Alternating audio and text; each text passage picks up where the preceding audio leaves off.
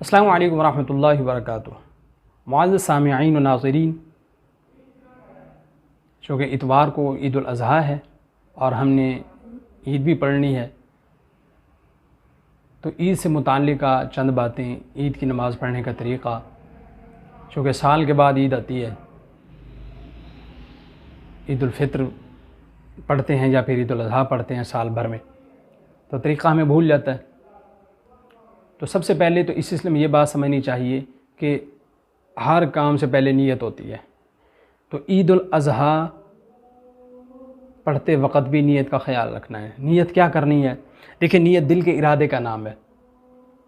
ہمارے دل میں بات ہونی چاہیے کہ یا اللہ، میں 2 رکعت نماز عید الاضحیٰ جو کہ واجب ہیں، 6 زائد تکبیرات جو کہ واجب ہیں، اس امام کے پیچھے پڑھنے لگا ہوں۔ اتنی بات دل میں ہونی چاہیے کہ یا اللہ، 6 زائد واجب تکبیروں کے ساتھ میں 2 واجب رکعات عید الاضحیٰ کی اس امام کے پیچھے پڑھنے لگا ہوں۔ اتنی بات دل میں ہونی چاہیے، نماز عید الاضحیٰ کی نیت ہو گئی۔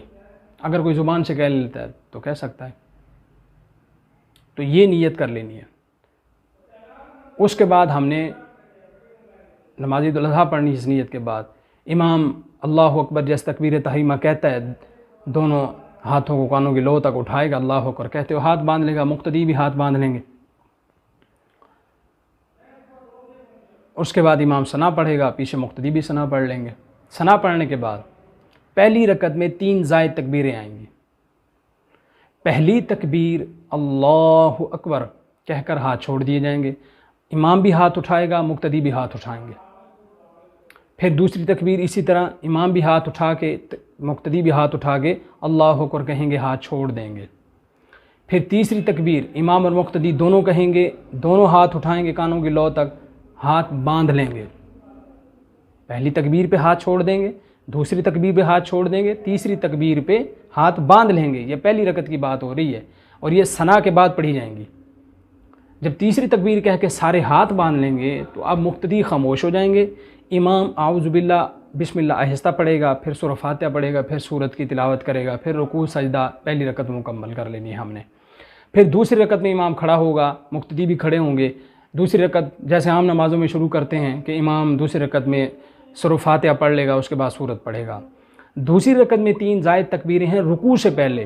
امام جب سورت پڑھ لے گا تو سورت پڑھنے کے بعد 3 زائد تکبیریں کہے گا۔ اس کی صورت کیا ہے؟ وہی کہ اللہ اکبر، امام اور مقتدی نے ہاتھ اٹھانے، کانوں کی لو تک ہاتھ چھوڑ دینے ہیں۔ دوسری رکعت میں پھر دونوں ہاتھ اٹھائیں گے، ہاتھ چھوڑ دیں گے۔ دوسری تکبیر میں، دوسری رکعت نہیں، پہلی تکبیر کہیں گے، ہاتھ چھوڑ دیں گے۔